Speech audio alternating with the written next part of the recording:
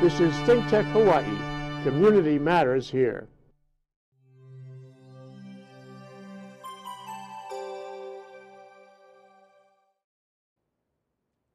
Aloha. I'm Marcia Joyner, and we are navigating the journey. Navigating the journey is dedicated to exploring the options and choices for the end-of-life care. Today, we are doing a very special thing about people dedicated to those at the end of life, or think of their family or someone that's at the end of life. Something totally different than we've ever done before. And I also want to dedicate this show to my dear, dear friend, John Ratcliffe, who is in the process of the 60th chemo treatment. It's beyond anything you can imagine. So this is a special day, a special treatment for John and for everyone that's watching. My guest today is Leigh Ann Phillips, and Leigh Ann is the executive director of the Shimmering Sound Foundation. Is that correct? That's right. Let me tell you about Leigh Ann. I don't remember when I first met Leigh Ann. I don't remember the day. I remember she was sitting on this beautiful Persian rug with all these bowls spread around. And I'm trying to tiptoe around, trying to think, now I don't step here and I don't do this. And I had so many questions about the bowls. But once she started playing, everything just melted away, just the sound. So tell us about Leigh Ann. What are bowls? I got so many questions. Let's start with, tell us about Leigh Ann. Well, Marcia, thank you. Mahalo for allowing me to be here to share the sound. So probably the most important thing to share is that we've used sound for healing as long as humanity's been here. But if you go back 4,000 years, back to ancient Egypt, that was where the first quartz crystal singing bowl was. And it was actually made of fasciance, which is a type of glass. And it had hieroglyphics on it, which I didn't know about that until I started developing a line of bowls that had mandalas on it, because it amplifies the power of the sound. Is this what you call a mandala? Yes. And this used to be in hieroglyphics, and now it's in ancient Egypt, it was in hieroglyphics, and now this is your design? Well, this is actually Tibetan in origin. I was just sharing about Egypt because it's really the first documented bowl that was created for sound. So, but based on the research of Hans Jenny in the 1940s, he discovered that if you played a certain pitch, it would create a certain geometric pattern. And that sound was literally frozen music. Oh. So that when you place a mandala on a bowl, it amplifies the power of the sound.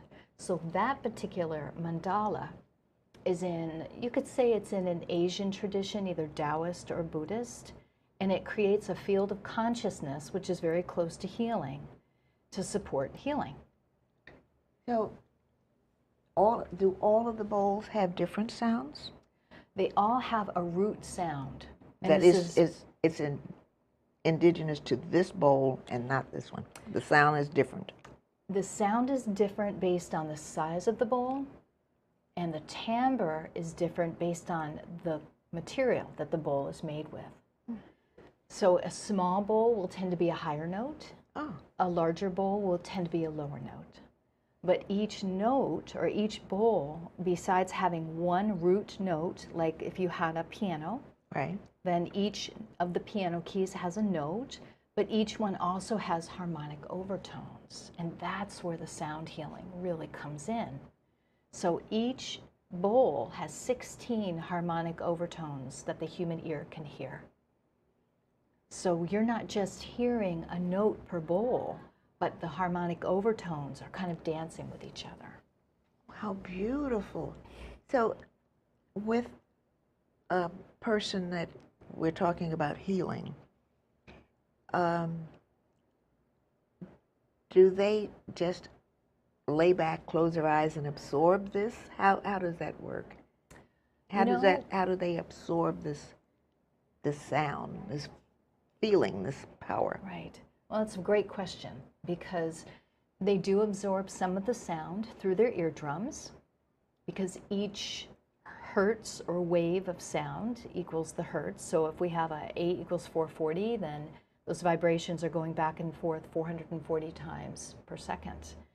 But the beautiful thing about the bowls, besides their sounds, is the largest organ listens is your skin. So I had a regular participant at one of our sound healing meditations in Makaha say, I thought I'd try sitting in the back of the room and see if I could still feel the bowls, and I could. So it's a combination of sound, frequency, and also vibration. Music. It's music. It's music. It's music. Yes, yes. And so I read somewhere that music is the whispers of God. Would that fit with this one also? It fits with my experience of the bowls, because like anything, we have what's moving through physically, but we also have a prana or an energetic. And so I find that with the sound tends to go where people need it. Oh, okay. So everybody has a different experience based on their intellect, their own history, their emotions, their health issues, or the well-being of them. So tell me now, how long have you been playing? Do you play the bowls? What's the right word? Playing the bowls is great. Okay. Yes. How long have you been doing that? You know, I've been doing music for over 45 years, and I'd say I've been doing the bowls for probably about 15. Has it been that long? Have I known you that long? Well, we've known each other about 6 years. Yes. Long time. Yes. Yes. So now, the colors of the bowls, these are clear, but these colors, what does that mean by the color? Well, based on the research, reverberate differently? No, it's a great question, because based on the research, when a bowl has either gold, titanium, platinum, or rhodium, because we have those elements in our brain, there seems to be a deeper sense of healing when the bowls are played. So this deeper color here is rainbow titanium, and that one's gold, 24 karat plated gold. This one is actually clear. And then the one that looks clear is actually platinum. You can see that kind of rainbow timbre,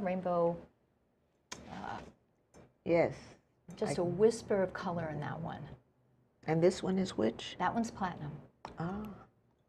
So I've just found that, in general, when the bowls are made with those materials, people seem to have a deeper experience, a deeper positive experience. So that's the brain absorbs those elements that it already has. It kind of melds. It makes a connection, and I can give you an example. Many years ago, I played the bowls at the Smithsonian Institute in their gem exhibit. And we were asked to come in there and play the bowls for a few hours, because they had literally had 1 million people in that museum since 1860 something. And they wanted, the curator said, we want to clear the space.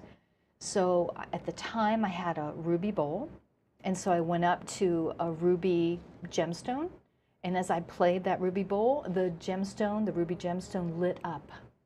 It literally lit up.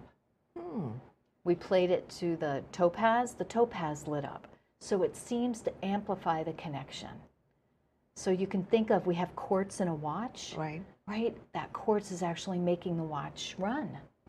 So quartz is a conductor of energy. So we have the quartz, and then we have the different minerals or metals, and then they literally amplify the power of the sound. Wow. How did you get started in this? Where did all this is 1,000 years of knowledge. Where did you get all of this? Marcia, my passion is music. I love music. And I stumbled upon these at a workshop in Colorado many years ago. And I just literally within a week of hearing one, I had 7. And I remember a friend of mine saying, you can't just pick up anything as a hobby. And I remember thinking, this is not a hobby. This is something I just have to do. Mm-hmm. And then I just started playing with people and developing this method to help people entrain their brain states, to slow their brain states so that they could actually go into more of an alpha theta brain state, which is where we self-heal. That's where we go inside and we do the work. Now, you mentioned that you had played at a cancer center. How did that work? Well, I was initially brought in for pain management. So there's something about the bowls that when people do chemo or radiation, which is actually pretty painful. It is. Well, I don't know. I think it is. No, it is. And so it was almost like an anecdotal study because I could see if people, where they were at before they received the sound. And in this case, I placed the bowls on their person. I don't always do that. I can play them just like this and they're just as effective. But watching them let go through what we call the ascentic wave. So if you can think of if you injure yourself and say you injure your elbow, that cortisol will mostly go where your elbow is. Mm-hmm. So when somebody has something stressful like chemo, they are literally releasing stress hormones in that area. So what the sound can do is it can help release that cortisol. And the body doesn't say, I'm sad or I'm angry. The body says, I'm hot, I'm cold, I'm prickly, I'm in pain. So when the body can be felt, literally feel itself through the sound, it can let go of that cortisol and it can let go of the pain. So it was just beautiful to see how people would respond so quickly and they would be out of pain. Wow. Now, because we are on the air, we're through all of this technology, Right. through the internet, through YouTube, through all of this iTunes, all of these wonderful things, will that transfer? Yes. Oh, wonderful. It does. It does. I do remote sessions in Taiwan, Canada. I teach through Skype in 6 different time zones, and it's just like when somebody shares something that's so touching on TV, you feel it. Right. You feel it. It makes it through that. It's kind of like a matrix of consciousness. That's what's so beautiful about what's happening. So, well, we are going to go to break. You know, it's like all of these kinds of things. Everybody has a break. And then we will be back, and Leigh Ann is going to play. Is that the right word? Yes. Leigh Ann is going to play the bowls. So we will be right back. This is Think Tech Hawaii, raising public awareness. I just walked by and I said, what's happening, guys? They told me they were making music.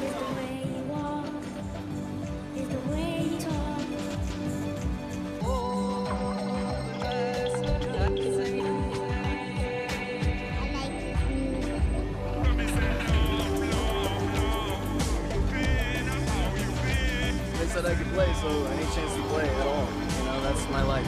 I love music. Yeah, I saw it. You can be the greatest, you can be the best. You can be the king, come banging on your chest. You can beat the world, you can beat the war.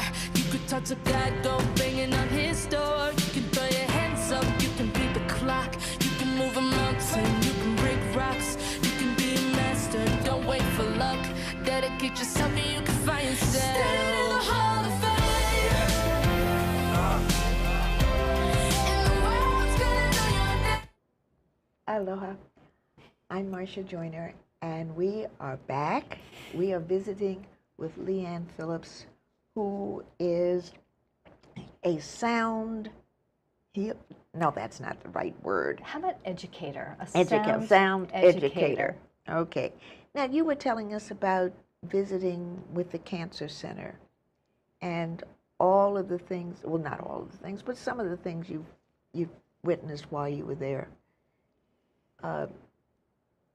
People at the early stages of cancer, at the late stages of cancer, and at all and everything in between. Yes. Tell us if there's anything that really stands out for you with the bowls.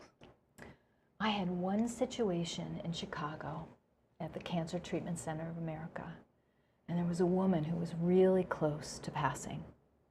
And so I could tell she was in pain, but it was really more, she was very emotional before we started.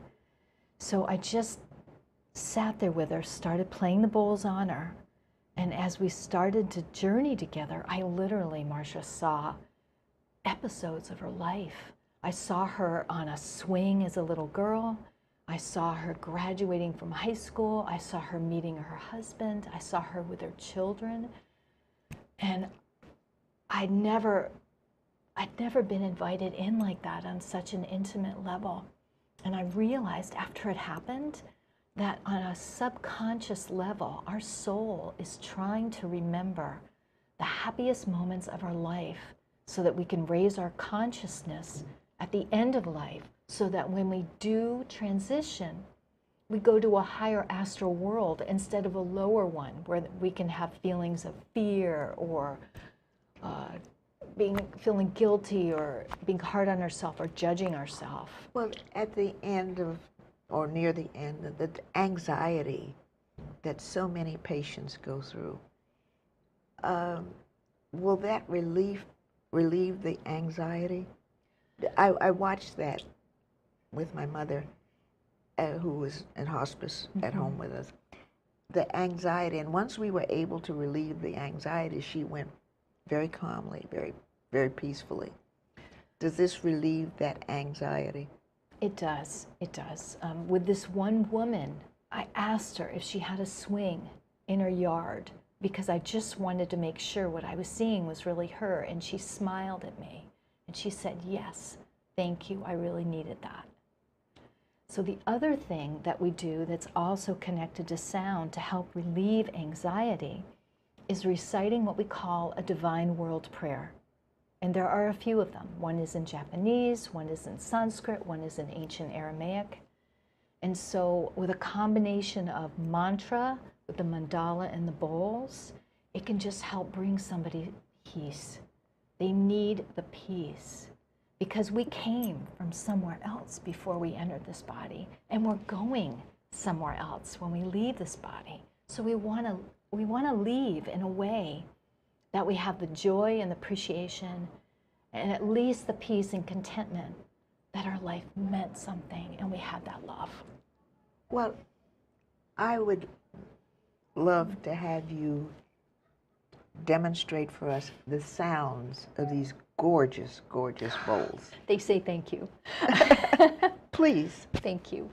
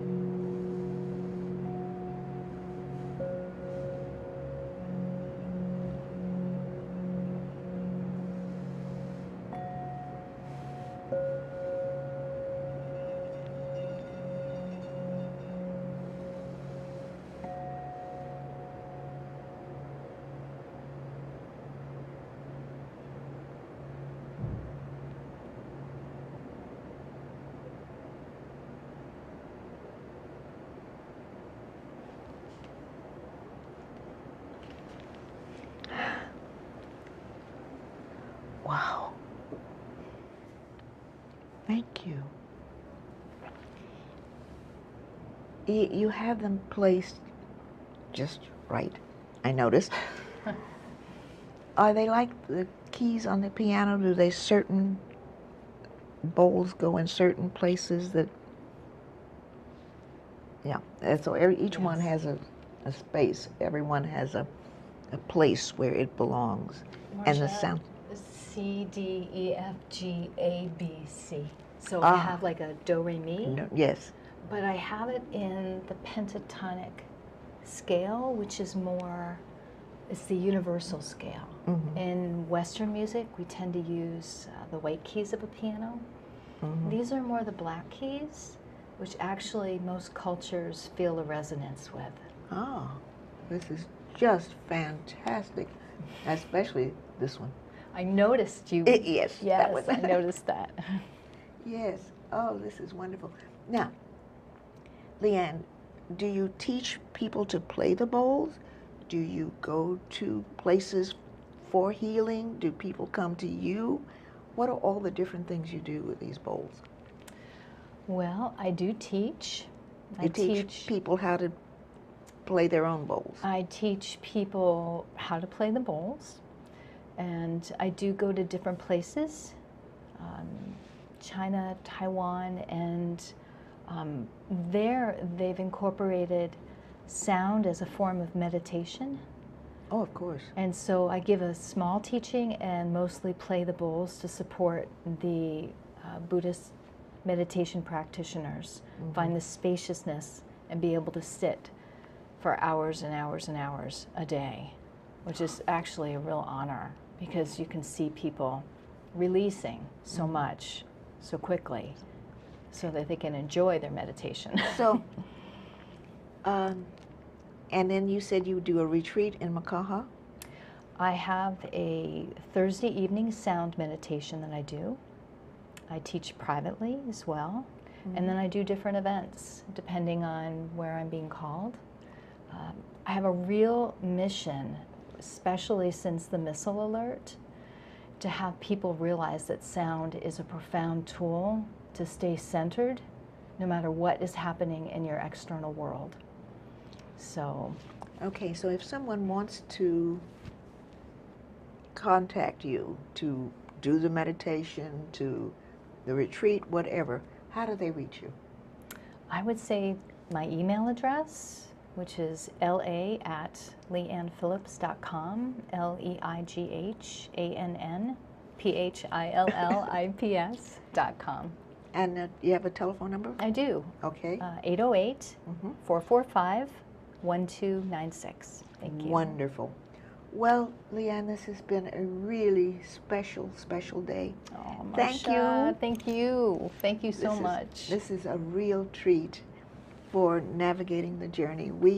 This is week 67, and goodness. we have met all kinds of people from different cultures, different religions, different traditions, and this is truly a new one for us. Thank you so much for driving all the way into town for this. Thank you, Marcia. Aloha, and we'll see you next time.